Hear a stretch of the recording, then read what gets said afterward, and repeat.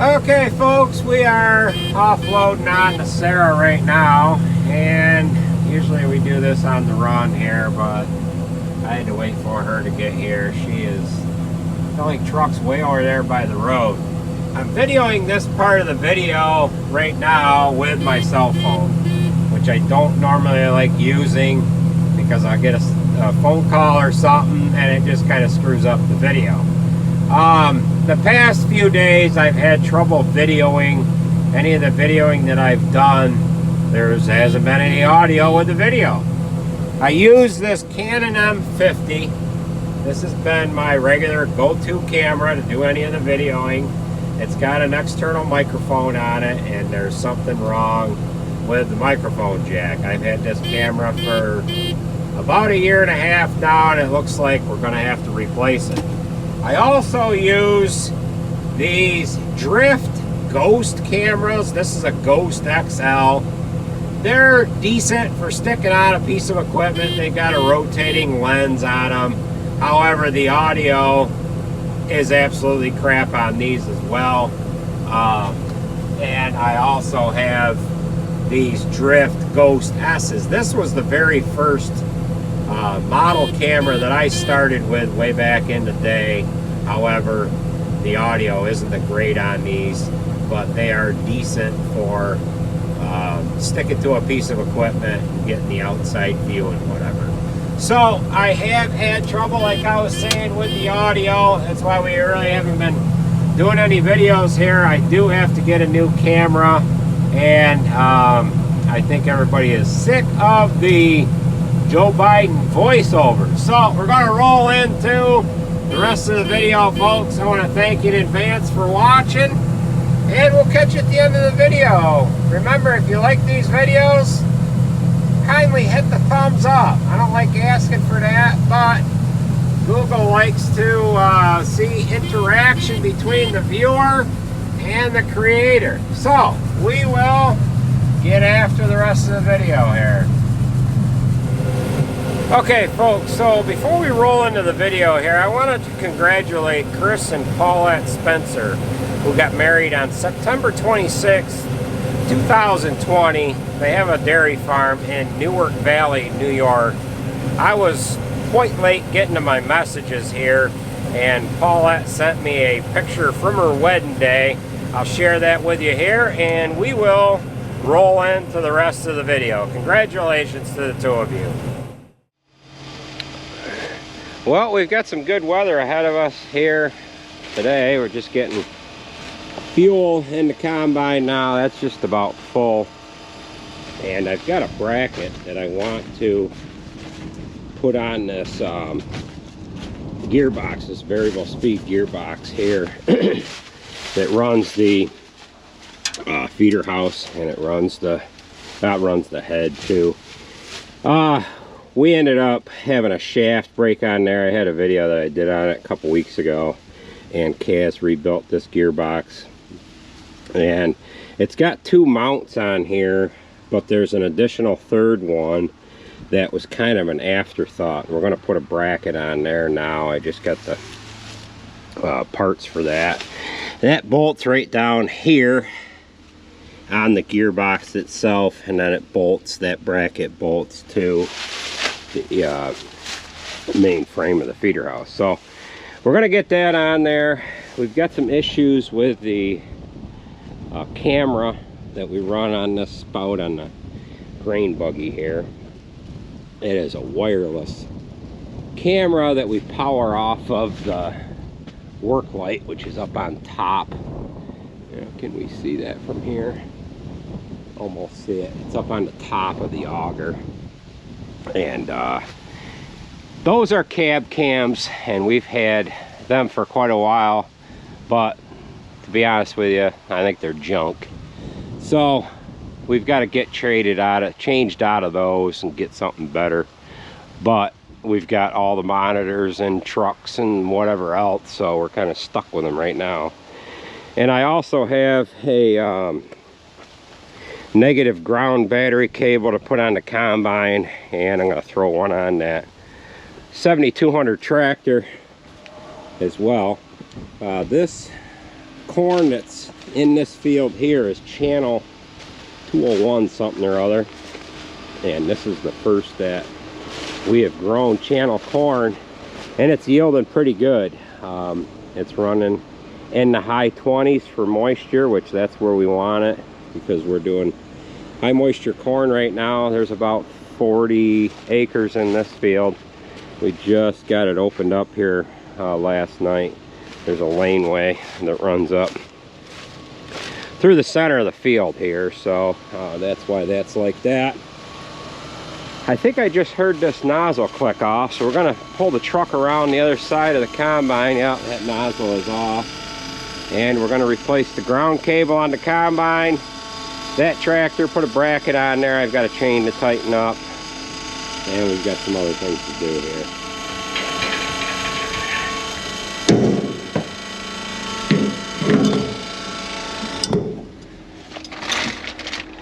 Okay, so we've got this ground cable that we're going to replace. I had to get a ground cable for the 7200, and then the other day we were doing some welding on this, and we took the ground cable off, and these ends are all kind of goofed up. I think this one's actually cracked.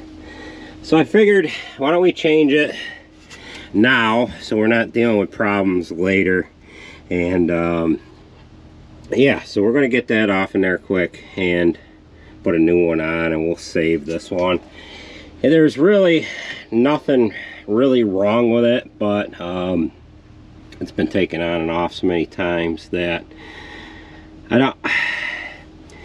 don't feel that we're gonna be able to maintain a good connection there. So let's get this off in there, and we'll change the cable out on the 7200 here too.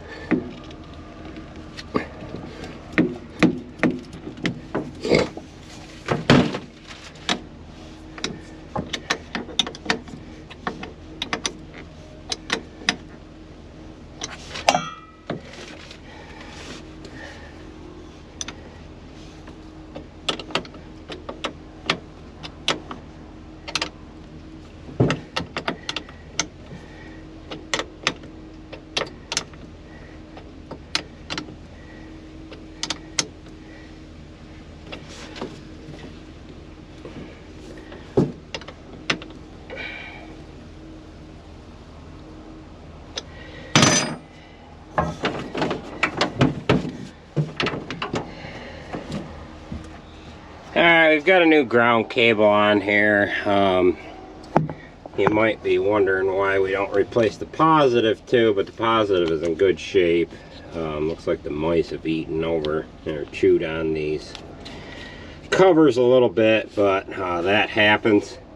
We don't take the positives off at all, only when we have to replace the batteries. But the negative ground cable, we end up taking that off every time we park the combine for an extended period of time, so we're using these ones a lot more.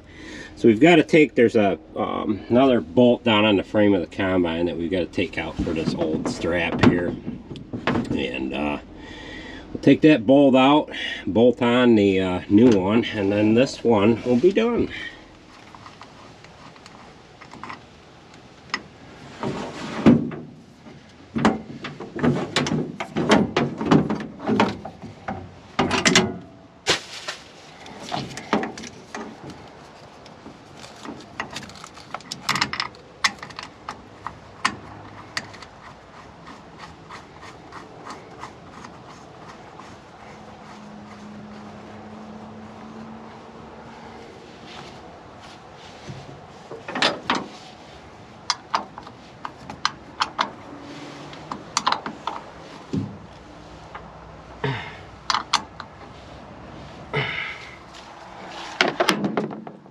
And this cable is not in the worst shape that I've seen, but once these crack right here, they're no good. And this has been on and off there so many times, I was just afraid that we're going to take this off one of these times and one of these ends is going to break. Now, we've made our own cable ends before, but this is a little bit of a goofy one because it's set up a little different. But I don't have ends like this that you'd solder on there, crimp on rather. So I don't know if this one's got like a dead end to it, or if it just goes over the whole cable and then they just skive the cable off and crimp it on there, or what. But this is a little more of a complicated one to make if you had to make one, but it could be done. So alright, so we've got that camera going. They're wireless cameras and all they need is power, and what we usually do is we usually rob power from a light or something, and for whatever reason that work light that's on the auger is on all the time. So I ended up replacing the antenna. That's all that was wrong with that. So we've got that going, but them cameras are temperamental. They're we haven't had the greatest luck with them, but you know, we're tied in with the monitors and everything else now, and we kind of just have to deal with it. So we've got to get a ground cable on this tractor, and this ground cable looks about like the one that was on the combine, and the ends are, yeah, wore out.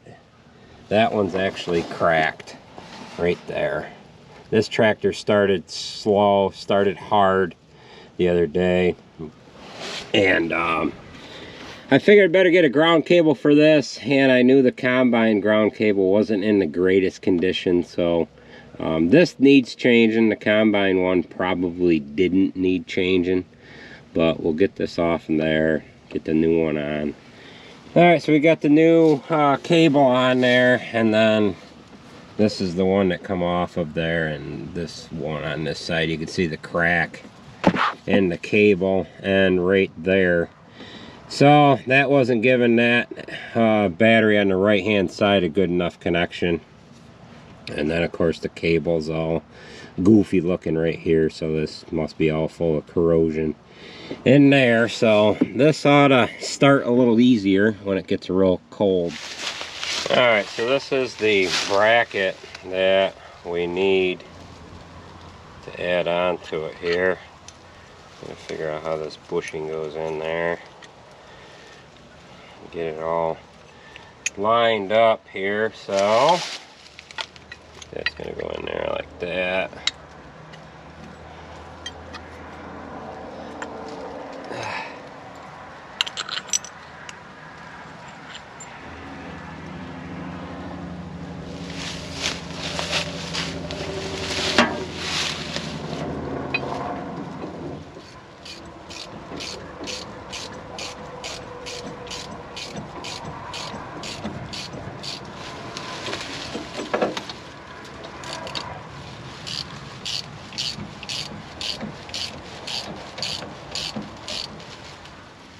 Okay, so we've got this bracket all on here, and anybody that has these older combines, this bracket was an afterthought. So we're gonna get after it here, right? Right. Sarah's gonna get fuel in grain buggy there, and we're gonna get going.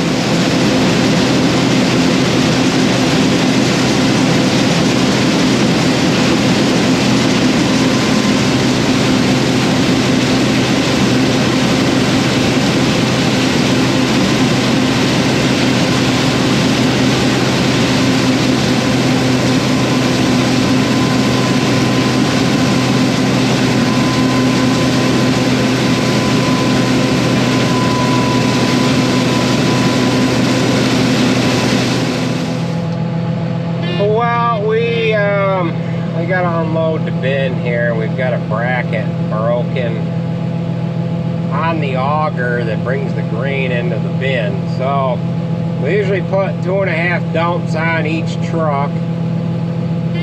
Sarah just put a half a dump on the truck that she loaded before this one, and now she's cleaning out the rest of what she had on, and she's dumping into here at the same time. So we're gonna have to get into the bin, get this bracket off the auger, take it back to the farm, weld a piece of flat stock on it, and get back over here and get combining again. Okay, so we're inside the bin and this bracket is broken. We're gonna have to take it off of here. It's not gonna be that bad of a job. A couple of bolts here, 2 there, 2 on this side. We'll get this off, and then we'll have to weld a piece of flat bar on here back at the shop to reinforce that, and then we'll probably put another one on the other side as well. So we'll go ahead and get this off of here quick. Okay, we've got this apart. I'm going to take this back to the shop. This is the broken piece. I think you can see that. And we're just going to have to weld a flat bar on there, and then drill the holes out. This has happened before. We've replaced this auger. I don't know why it does that, but it's got a brand new auger tube on there. The auger's brand new, and it just gets flexing on this, and it gets all fatigued, and then after a while it cracks. This is 1/4 inch material, probably 1.5 inches wide. It needs to be 1/2 inch by 2. So we'll head back to the shop and get this fixed up. We're burning sunlight.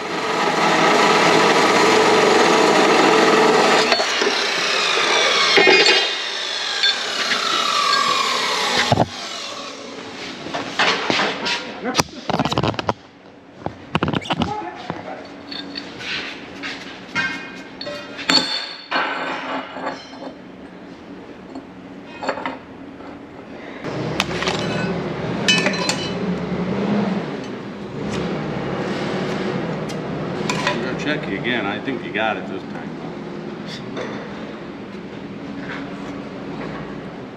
Measure twice, cut once. Look much better. Can I use some of that gravel down there to get it level around there? Yeah. Yeah. Oh.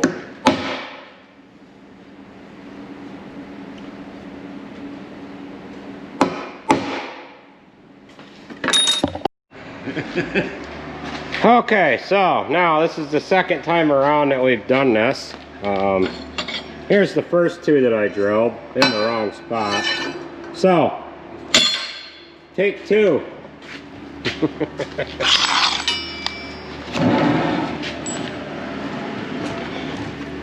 This thing plugged in. Yep.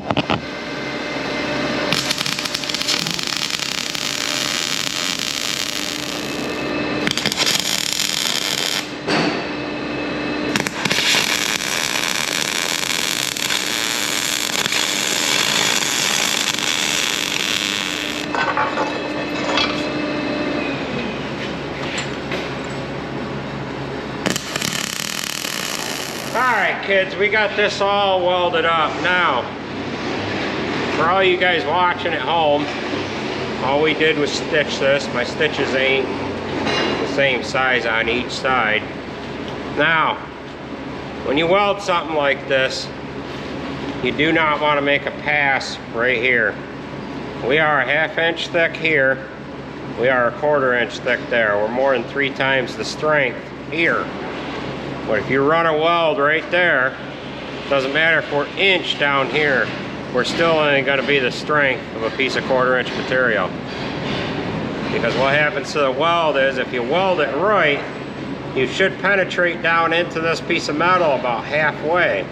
You penetrate down into that halfway, you only got half the metal left. So that's why you stitch something like this. Right? Right. Okay.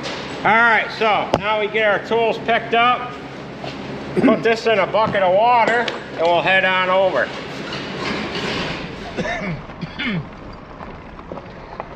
Well, back to the field we go, right Tim? Yeah. Hopefully I've got those pieces welded on the right side of that. I had to think for a minute. Yeah, hopefully we've got them welded on the right side. We've got intruders.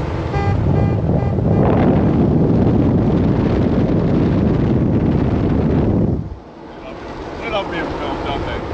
I don't know who that is, but they are trespassing. Oh well.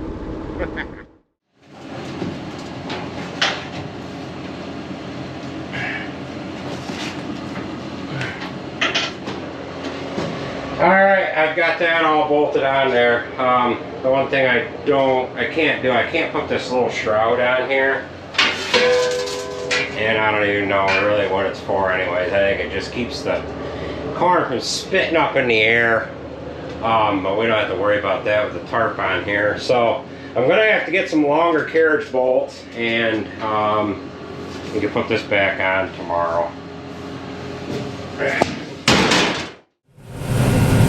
Okay folks, so we are up and rolling now. That's gonna be a little stiffer now, that bracket on the auger. I don't know if you can see that in there or not, but that bracket should last quite a little while with that heavier material on there. However, I do have to get some longer bolts to put in so that we can put that shroud back on there. I really don't know what the purpose of that shroud is for, other than maybe keep the kernels from spitting up high in the air and having the wind get a hold of them. So that's going to do it for this video, folks. I want to thank you for watching, and we'll catch you at the next video.